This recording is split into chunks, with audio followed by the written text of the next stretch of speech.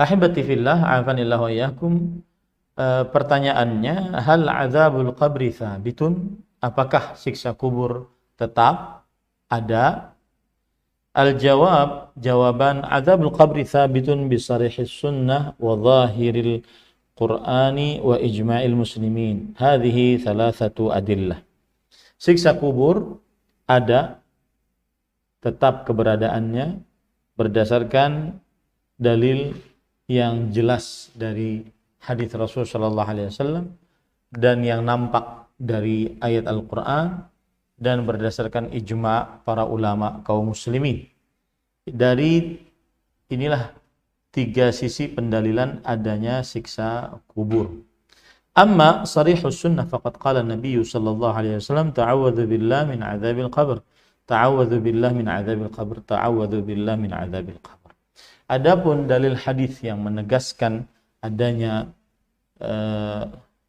siksa kubur adalah meminta perlindunganlah kepada Allah dari siksa kubur, meminta perlindunganlah kepada Allah dari siksa kubur, dan meminta perlindunganlah kepada Allah dari siksa kubur.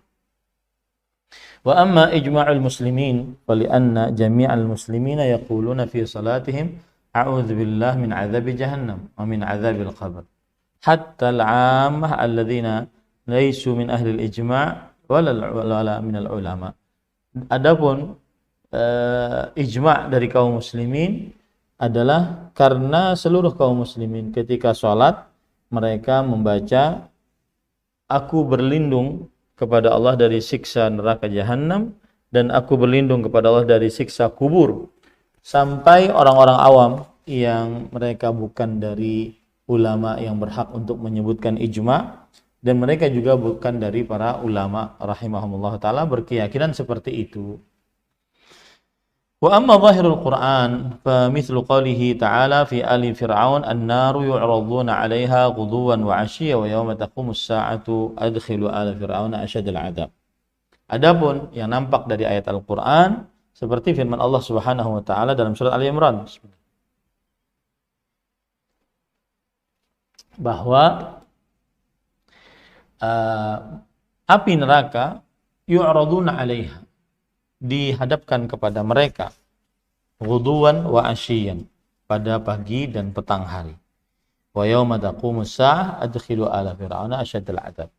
Dan pada hari dibangkitkan kiamat, maka masukkanlah pengikut Firaun ke dalam siksa yang sangat pedih. Ini ayat menunjukkan bahwasanya dihadapkan kepada Firaun dan pengikutnya siksa di dalam kubur, karena ada kata-kata ghuduwan wa asyian, pagi hari dan sore hari. Dan nanti kalau seandainya dibangkitkan hari kiamat, maka masukkan Firaun dan pengikutnya ke dalam siksa yang paling pedih.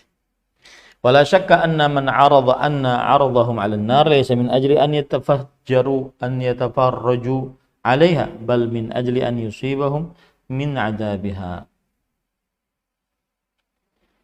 Dan tidak dilakukan bahwa penghadapan terhadap mereka api neraka itu bukan mereka agar bisa terlepas darinya, akan tetapi agar mereka mendapatkan siksa dari sedikit dari api neraka tersebut.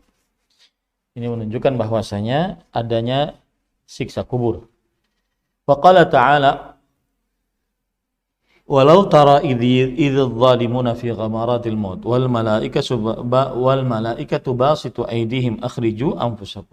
Dan jika orang-orang yang zalim melihat saat mereka dalam keadaan kematian dan para malaikat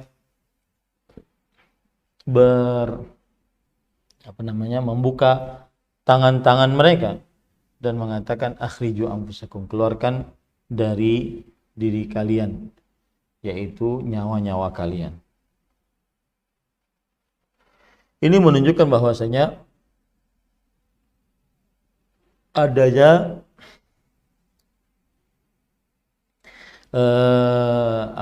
adanya siksa kubur, ya, adanya siksa kubur.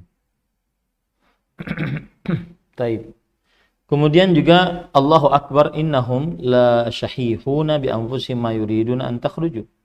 Allahu Akbar, Allah Maha Besar, sesungguhnya mereka bakhil terhadap diri mereka, mereka tidak menginginkan untuk keluar. Al-yawma tujzauna 'adzabal hun bima kuntum taquluna 'ala Allah ghairil haqq wa kuntum an ayati tastakbirun. Pada hari ini kalian akan diberikan siksa yang sangat menyedihkan, merendahkan dengan sebab apa yang kalian ucapkan terhadap Allah tanpa kebenaran dan kalian menyombongkan diri dengan tanda-tanda kekuasaan kami. Faqala al-yawma wa al-huna lil ahdi al-huduri, al-yawm yakni yaum al-hadir alladhi huwa yaum wafatihim. Di dalam ayat disebutkan al-yawma tujzaun. Hari ini kalian diberikan ganjaran. Hari ini kalian diberikan ganjaran siksa atau balasan siksa yang menghinakan. Maka pada kata al-yawma ini adalah untuk mengingat sesuatu, yang hadir, ya, yaitu saat mereka wafat. Idzan fa'adzabul qabri tsabitun bi sharihis sunnah wa dhahiril Qur'an wa ijma'il muslimin. Oleh karena itulah siksa kubur tetap dengan adanya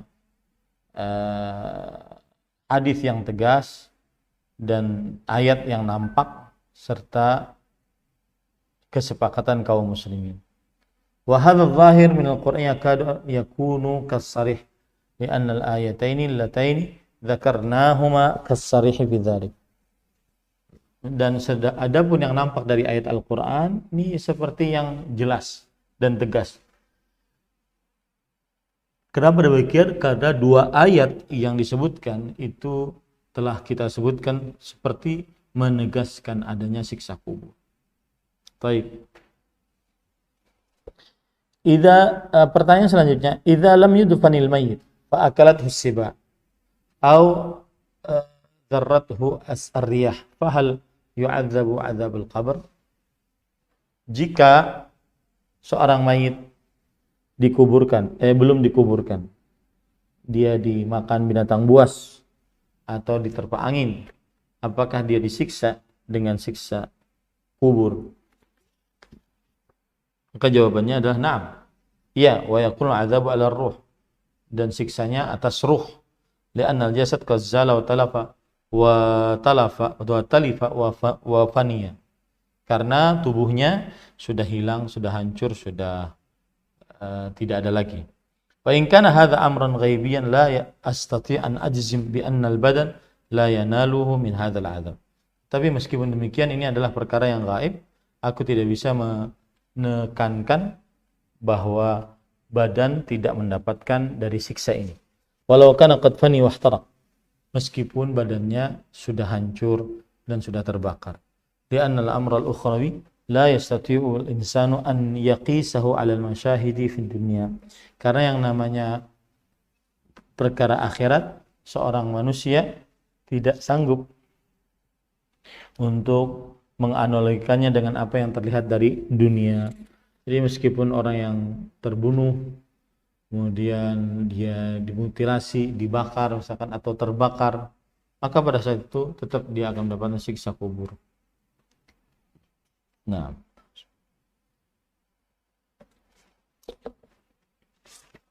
selanjutnya, kaifa nujibu man yunkiru 'adzab al-qabr wa yahtajju bi annahu law kushifa al-qabr la wajada lam yataghayyar wa lam yudayyiq wa lam yattasi'. Bagaimana kita menjawab siapa yang mengingkari siksa kubur dan beralasan bahwasanya kalau seandainya dibuka kuburan, maka niscaya kita akan mendapati dan belum berubah dan tidak disempitkan dan tidak dilapangkan. Artinya orang ini agak tidak percaya kepada siksa kubur. Kemudian al-jawabu yujabu man ankara 'adzab al-qabr bi hujjati annahu law kashafa al-qabr la wujida annahu lam yataghayyar bi 'iddati ajwibah. Kita dijawab bagi siapa yang mengingkari siksa kubur dengan alasan kalau seandainya dibukakan kuburan, kemudian dia akan mendapati bahwa si mayit tidak berubah. Maka jawabannya ada beberapa jawaban. Awalan, anna 'adzabal qabri tsabitun bi syara', bahwa siksa kubur tetap dengan adanya dalil dari syariat Nabi Muhammad sallallahu alaihi wasallam. Qala Allah Ta'ala fi ali Fir'aun an-nar yu'raduna 'alaiha ghuduwan wa 'ashiyyan wa yawma taqumu as-sa'atu adkhilu ala fir'auna asyaddal 'adzab. Allah Subhanahu wa taala berfirman tentang keluarga Firaun, api neraka dihadapkan kepada mereka siang dan malam. Dan pada hari dibangkitkan hari kiamat, masukkanlah mereka ke dalam masukkanlah pengikut Firaun ke dalam siksa yang sangat pedih. Ini menunjukkan adanya siksa kubur. Falaula an tadafanu la da'autullah an yusmi'akum min adzabil qabr.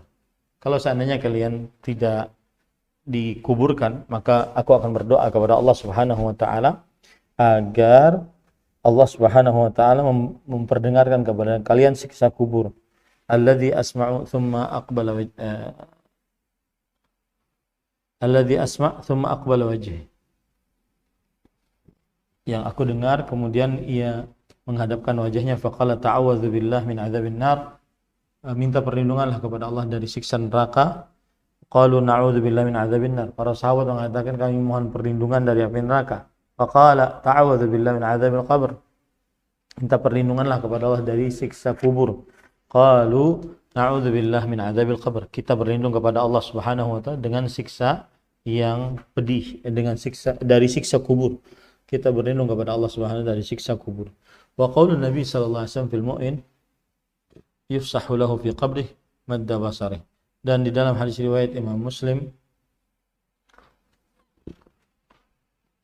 tentang orang mukmin bahwa Nabi Muhammad SAW mengatakan akan dilapangkan untuknya dalam kuburnya seluas mata memandang. Ila ghairi dzalika minan nusus fala yajuzu mu'aradatu hadhihi nusus biwahmin minal qaul balil wajib at-tasdiq wal id'an. Dan yang lain-lainnya dari dalil-dalil yang tegas, maka tidak diperbolehkan untuk membantah dalil-dalil ini dengan perkataan-perkataan yang aneh. Akan tetapi kewajibannya adalah mempercayai dan tunduk patuh. Nah, thaniyan anna 'adzab al-qabr 'ala ar-ruh fil 'asr wa laysa amran mahsusan 'ala al-badan. Bahwa siksa kubur pada asalnya pada ruh, ya, bukan pada asalnya terasa pada tubuh.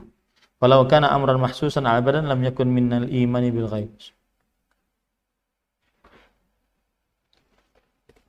Kalau seandainya dia adalah bisa dirasakan dengan panca indera pada tubuh manusia, maka dia bukan termasuk percaya kepada hal gaib.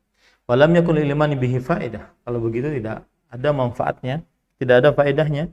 Lakinnahu min umuril ghaib. Akan tetapi yang benar adalah dia adalah perkara-perkara yang gaib. Wa ahwalu al-barzakh la tuqasu bi ahwali dunya. Dan keadaan alam barzakh tidak dianalogkan dengan keadaan dunia. Thalithan anna al-'adzaba wan na'ima wa sa'at al-qabr wa dhiquhu innama yudriquhu al-mayit duna ghairi.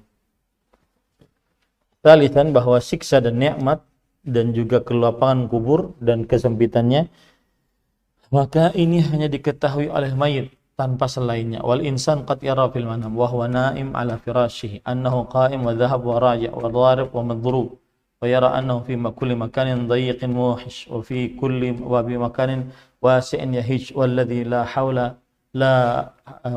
hawlahu la yara dhalika wa la yash'uruhu. Adapun seorang manusia yang kadang dia bermimpi saat tidurnya di atas kasurnya bahwa dia berdiri, dia pergi, dia ke kanan, dan dia memukul, dia yang dipukul, dan dia mengingat bahwasanya ada tempat yang kecil yang mengerikan atau ada tempat yang besar yang penuh dengan tempat yang luas, yang besar. Walladzi haulahu la yash'uru dzalika wa la yash'ur. Dan orang-orang yang sekitarnya tidak bisa melihat, tidak bisa merasakan. Wal wajib al-insan fi mithli hadhil umur an yaqula sami'na wa ata'na wa amanna wa saddaqna. Dan kewajiban atas manusia di dalam perkara ini hendaklah dia mengucapkan, aku telah mendengar, aku taat, aku beriman, aku percaya. Nah, ini penjelasan apakah siksa kubur ada. Kemudian kalau seandainya mayitnya sudah hancur, apakah tetap ada siksa kubur. Kemudian bantahan bagi orang yang meragukan adanya siksa kubur. Wallahu alam. Nah, silakan.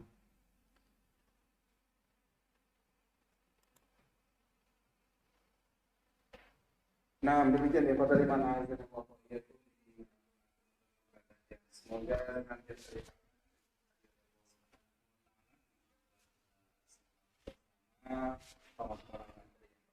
sampaikan oleh Ustaz di kesempatan yang berbahagia ini, mudah-mudahan bermanfaat tentunya bagi kita semuanya. Baik Pak Tadiman, di sisa waktu yang ada kita buka sesi soal jawab. Silakan buat sahabat Hidayah yang bertanya secara langsung di 0817530000 ataupun juga bisa layangkan pertanyaan lalu pesan singkat di 081175454444 baik SMS maupun WhatsApp. Baik Ustaz, kita angkat pertanyaan perdana dari penelpon di kesempatan yang berbahagia ini. Ustaz, halo, Assalamualaikum. Assalamualaikum warahmatullahi wabarakatuh, Ustaz. Dari siapa di mana Ibu? Hamba Allah di Sumatera. Dengan pertanyaannya Ibu. Izin bertanya, Ustaz. Ya Bu, silakan. Apa kalau sholat jenazah, kalau ada yang 40 lebih menyalatkannya terlepas dari azab kubur, apakah itu sampai hari kiamat azabnya di yang tidak diazab, Ustaz? Baik, itu saja Itu ada, Ustaz. Assalamualaikum warahmatullahi wabarakatuh. Waalaikumsalam warahmatullahi wabarakatuh. Nah, Bismillah, alhamdulillah, wassalatu wassalamu ala rasulillah wa ala alihi wa ashabihi wa man walah, amma ba'd. Ada hadis Rasul sallallahu alaihi wasallam riwayat Imam Tirmidzi dari Anas bin Malik radhiyallahu an. Sebentar. Bahwa siapa yang sholat atas jenazah sebanyak 40 ya 40 orang, maka apakah dia akan terlepas dari siksa kubur atau tidak?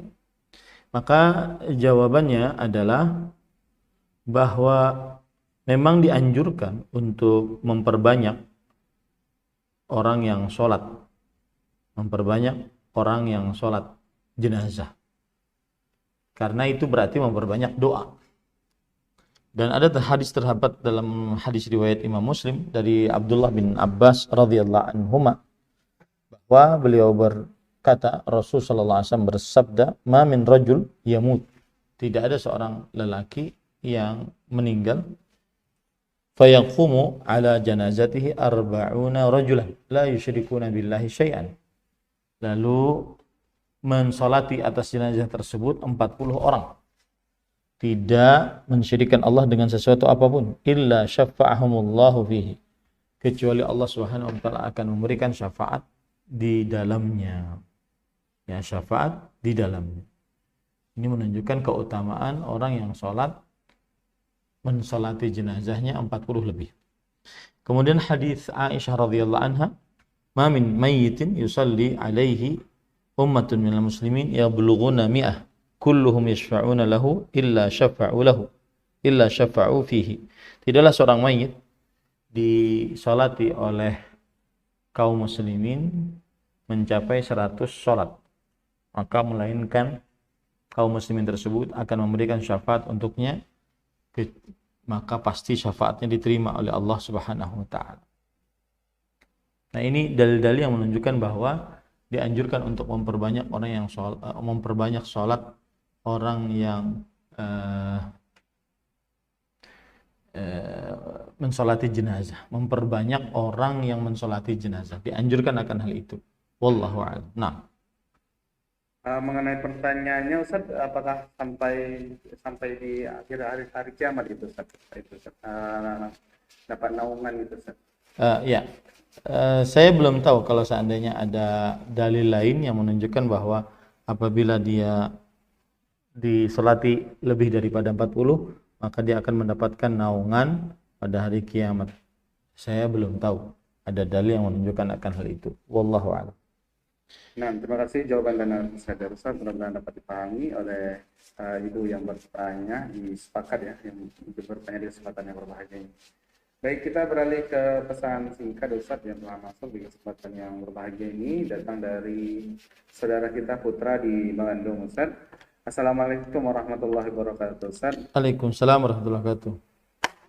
kami pernah mendapati orang yang sholat saat pada bacaan Sami Allahu liman hamidah, dia mengangkat tangan secara terpisah, tapi posisi tangan itu seperti kondisi berdoa. Itu bagaimana hukumnya, Ustaz? Mohon nasihatnya saja, jazakumullah. Bismillah, walhamdulillah, wassalatu wassalamu ala rasulillah wa ala alihi wa sahbihi wa man wala amma ba'd. Apakah ada dalil yang menunjukkan bahwa mengangkat tangan saat i'tidal setelah ruku? Ya, saat i'tidal setelah ruku. Maka jawabannya adalah apabila seseorang setelah ruku, maka dia mengucapkan Sami Allah liman hamidah. Rabbana walakal hamdu hamdan katsiran thayyiban mubarakan fih mil as-samawati wa mil al-ardi wa mil ma syi'ta min syai'in ba'du. Adapun apakah dia mengangkat tangan, maka jawabannya tidak, dia mengangkat tangan kecuali saat perpindahan dari rakaat kedua ke rakaat ketiga. Na'am, wallahu a'lam. Nah, terima kasih jawaban dan nasihat dari Ustaz, mudah-mudahan dapat dipahami oleh saudara kita Putra yang berada di Bandung yang bertanya di kesempatan yang berbahagia ini.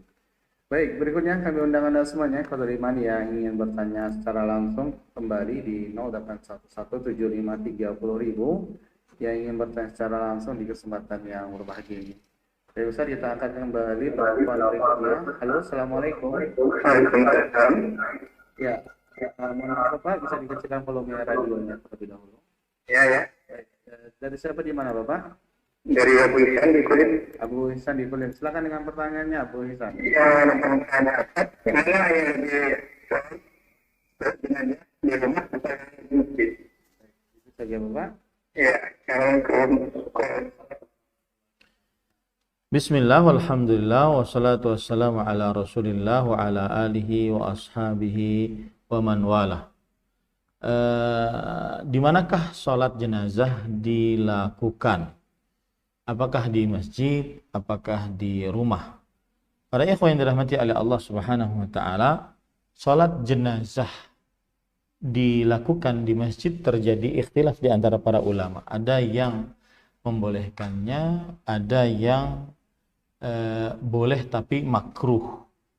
Di antara yang mengatakan boleh tapi makruh untuk sholat jenazah di masjid, yaitu Imam Syafi'i, Imam Ahmad, Imam Ishaq bin Rahawiyah.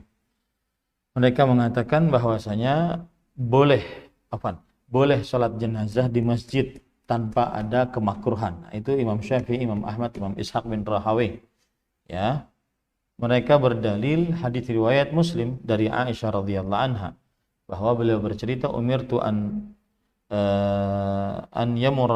yumarra bi janazati Sa'd bin Abi Waqqas fil masjid fa tusalla alayhi fa ankara an-nas dhalika 'alayha fa qalat ma asra'a ma nasiya an-nas ma shalla Rasulullah sallallahu alaihi wasallam ala Suhail ibni Bayda illa fi jawfil masjid. Dalil yang menunjukkan bahwa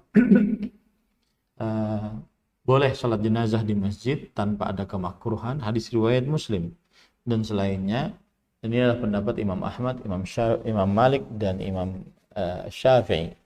Ya, Imam Syafi'i, Imam Ahmad dan Imam Ishaq bin Rahawiyah maksud saya.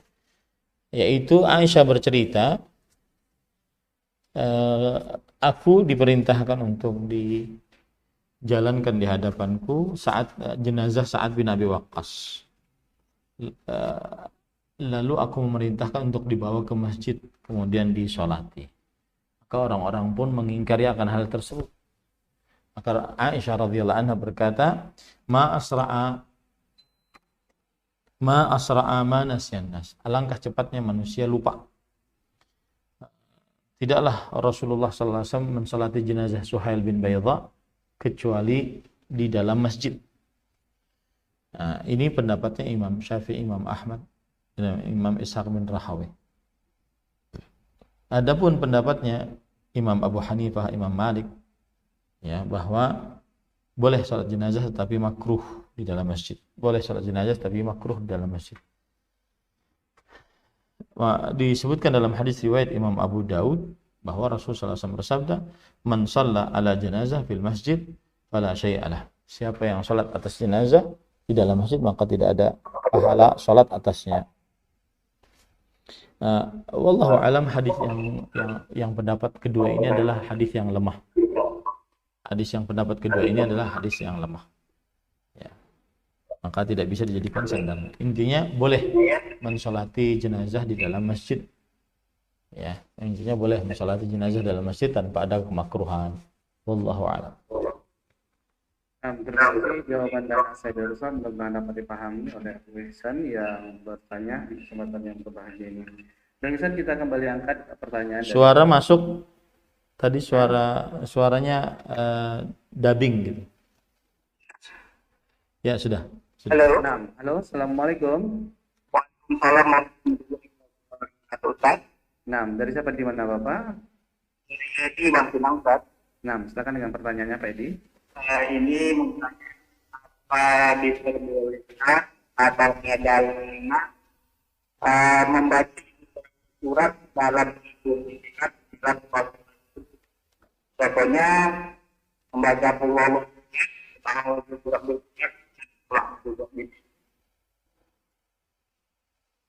Pertanyaannya tidak bisa terdengar dengan jelas. Pertanyaannya apa Bapak? Diperbolehkan atau ada sarangan atau termasuk Tentang membaca beberapa surat dalam satu rakaat pada salat fardu, contohnya pada keluar. baik. Itu saja Bapak. Siapa? Terima kasih Pak Edi. Bismillah, alhamdulillah, wassalatu wassalamu ala rasulillah wa ala alihi wa sahbihi wa man wala, amma ba'd. Tidak mengapa membaca satu surat di dalam satu rakaat. Misalkan membaca Al-Ikhlas satu rakaat, Al-Falaq satu rakaat, tidak mengapa. Karena asal hukumnya adalah membaca Al-Quran setelah Al-Fatihah, sunnah. Faqra'u ma tayassara minal Quran. Bacalah apa yang mudah bagimu dari Al-Quran. Wallahu a'lam. Naam. Terima kasih jawaban dan nasihat dari Ustaz, mudah-mudahan dapat dipahami oleh Bapak Edi yang dari Bangkinang yang bertanya di kesempatan yang berbahagia ini. Baik Ustaz, kita beralih ke pesan singkat kembali. Assalamualaikum warahmatullahi wabarakatuh Ustaz. Waalaikumsalam warahmatullahi wabarakatuh. Ustaz, kalau seseorang bernama Muhammad, maka janganlah mempunyai kunyah Abu Qasim karena dilarang oleh Nabi. Nah, larangan ini berlaku saat Nabi masih hidup atau juga berlaku saat sudah wafat Ustaz? Mohon nasihatnya Ustaz, jazakumullah khairan. Bismillah, walhamdulillah, wassalatu wassalamu ala rasulillah wa ala alihi wa ashabihi wa man wala, amma ba'd. Ahibati fillah, afanillah wa iyyakum. Permasalahan berkunyah dengan Abul Qasim, maka terjadi ikhtilaf di antara para ulama. Ada yang mengatakan boleh, ada yang mengatakan tidak boleh, ada yang mengatakan tidak boleh bagi siapa yang namanya Muhammad. Ya, bagi siapa yang namanya Muhammad. Dan pendapat yang pertama yaitu boleh secara mutlak tanpa ada pembatasan, ya, boleh untuk berkunyah dengan Abul Qasim. Hal ini berdasarkan hadis riwayat Bukhari dalam kitabnya Adabul Mufrad, Imam Abu Daud dalam kitabnya Sunan, Imam Ibnu Majah dalam kitabnya Sunan, Al-Hakim dalam kitabnya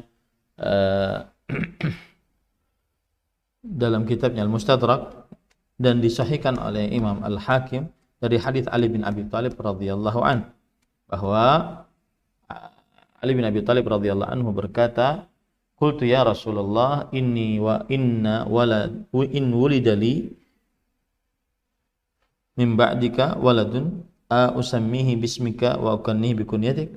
Wahai Rasulullah, jika dilahirkan anak untukku setelah engkau meninggal, apakah aku menamai anakku dengannya, dengan namamu, dan aku memberikan kunyah dengan kunyahmu? Kata Rasul sallallahu alaihi wasallam, iya, boleh. Dan kebanyakan dari para sahabat Nabi radhiyallahu anhum, nama anak mereka adalah Muhammad. Kemudian mereka berkunyah dengan Abul Qasim. Jadi tidak mengapa akan hal ini. Wallahu a'lam.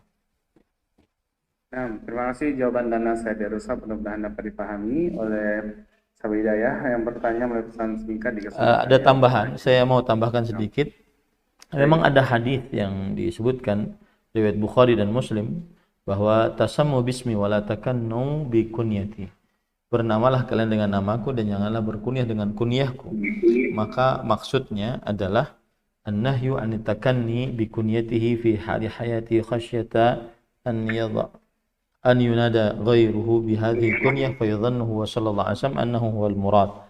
Maka yang dimaksud adalah bahwa larangan untuk berkunyah dalam keadaan beliau masih hidup. Nah, dalam keadaan beliau masih hidup. Kalau seandainya beliau sudah meninggal tidak mengapa. Kenapa? Karena kalau masih hidup dikhawatirkan beliau akan dipanggil dengan panggilan. Dan Nabi Muhammad SAW mengira bahwasanya beliaulah yang dimaksud. Nah, makanya ketika kunyah Abul Qasim tidak boleh dipakai kecuali oleh Rasulullah SAW saat dalam keadaan masih hidup. Adapun dalam keadaan sudah meninggal tidak mengapa. Wallahu a'lam. Nah, baik, terima kasih jawaban dan nasihat dari Ustaz. Mudah-mudahan dapat dipahami oleh penanya melalui pesan singkat. Baik, kita akan kembali Ustaz pertanyaan dari penelpon di kesempatan yang berbahagia ini. Nah, halo, assalamualaikum. Waalaikumsalam warahmatullahi wabarakatuh. Dari siapa di mana Bapak? Dari Ikhwan di perjalanan. Baik Bapak, silakan dengan pertanyaannya. Assalamualaikum Ustaz. Assalamualaikum. Saya mau bertanya seputar sholat. Jadi kemarin saya bincang-bincang dengan ada seseorang yang lumayan lah agamanya menurut saya. Jadi masalah sholat tasbih Ustaz. Jadi dia mengatakan sholat tasbih itu bacaannya subhanallah walhamdulillah wa la ilaha illallah wa 100 kali dalam satu rakaat. Jadi karena saya tidak mengerti, saya biar saja. Cuman jadi saya berpikir apa benar gitu. Jadi saya bertanya, itu hukumnya seperti apa ya?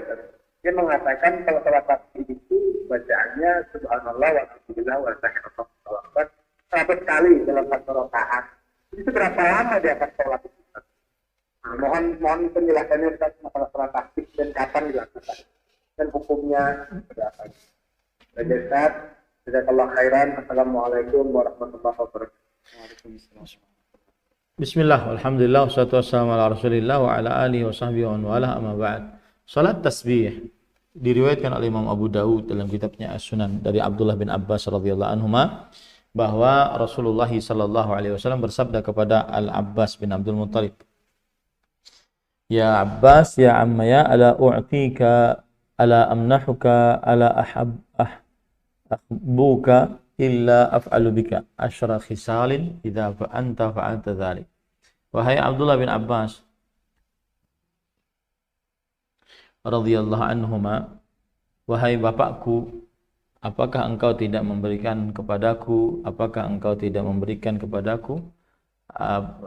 jika engkau kerjakan dapatkan 10 dari saya ulangi. Nabi Muhammad sallallahu alaihi wasallam berkata kepada Al-Abbas bin Abdul Muttalib, yaitu paman Nabi Muhammad sallallahu alaihi wasallam, "Wahai Abbas, wahai pamanku, ingatlah aku akan memberikan kepadamu, dan ingatlah aku akan memberikan kepadamu 10 sifat. Jika engkau mengerjakannya, maka engkau akan mendapatkannya. Diampuni dosa-dosamu di awal dan di akhir, dan yang dulu dan yang akan datang, kemudian yang kekeliruan dan yang sengaja, yang dosa besar ataupun dosa kecil, ataupun terang-terangan." Akhirnya dijelaskan tentang membaca sholat atau tata cara sholat tasbih, yaitu sholat 4 rakaat, membaca di setiap rakaat Fatihatul Kitab dan surah. Ini sholat seperti biasa 4 rakaat, dan di awal surah Al-Fatihah dan 1 surat. Fa idza faragta min al-qira'ah fi awwal raka'ah fa anta qa'im. Jika engkau telah selesai dari baca surat dan Al-Fatihah dalam keadaan engkau sudah berdiri, masih berdiri, maka ucapkanlah subhanallah walhamdulillah wa la ilaha illallah wallahu akbar. 15 kali. Kemudian ruku'. Kemudian setelahnya engkau mengucapkan 10 kali. Subhanallah, alhamdulillah, wa la ilaha illallah, Allahu akbar. Nah, kemudian setelah itu ruku', kemudian mengucapkan ruku' subhanallah alhamdulillah wa la ilaha illallah Allahu akbar 10 kali, kemudian bangun dari ruku' mengucapkan itu juga 10 kali, kemudian ketika sujud mengucapkan juga 10 kali, kemudian ketika bangun dari sujud duduk di antara dua sujud juga mengucapkan itu juga 10 kali, kemudian sujud dan kemudian mengucapkannya 10 kali lagi, kemudian mengangkat kepala mengucapkannya 10 kali lagi. Itulah 75 subhanallah alhamdulillah wa la ilaha illallah akbar di setiap rakaatnya. Maka lakukanlah, jika engkau tidak bisa melakukannya 1 kali sepekan, maka lakukanlah 1 kali sebulan. Jika engkau tidak bisa melakukannya 1 kali di dalam 1 tahun, jika engkau tidak mengerjakannya maka minimal 1 kali dalam umur hidupmu.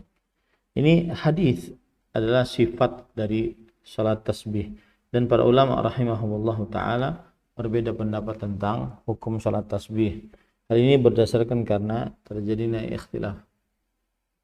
Hal ini terjadi ikhtilaf di antara para ulama rahimahumullah taala tentang kesahihan hadis ini. Ada yang mengatakan hadisnya sahih, ada yang mengatakan hadisnya lemah, ya.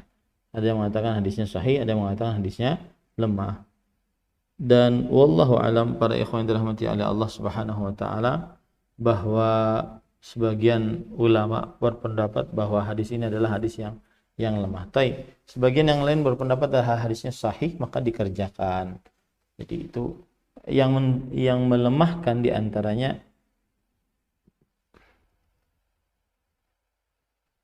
Imam Ibnu Qudamah, kemudian Imam An-Nawawi, kemudian Syekhul Islam Ibnu Taimiyah rahimahullah taala. Itu hadis yang mengatakan dia salat tasbih tata caranya, tetapi hadisnya adalah lemah sekali. Ada yang mensahihkan, di antaranya Imam Al-Albani rahimahullah taala, maka pada saat itu dia mengerjakannya. Ya, dia boleh mengerjakannya kalau dia mensahihkan hadis tadi. Naam, wallahu alam. Itu kira-kira yang bisa saya sampaikan. Kita semua nah. Bismillah, walhamdulillah, wassalatu wassalamu ala rasulillah wa ala alihi wa sahbihi wa man wala, amma ba'd. Nasihatnya adalah ingat selalu kehidupan dunia adalah sementara dan kehidupan setelah kematian dimulai dari alam barzakh, di alam kubur, sampai nanti masuk ke dalam surga ataupun neraka adalah kehidupan kekal abadi. Wallahu alam. Wa sallallahu nabiyana Muhammad walhamdulillahirabbil alamin. Dahulukanlah yang kekal dan jangan terpesona dengan yang sementara. Wassalamualaikum warahmatullahi wabarakatuh.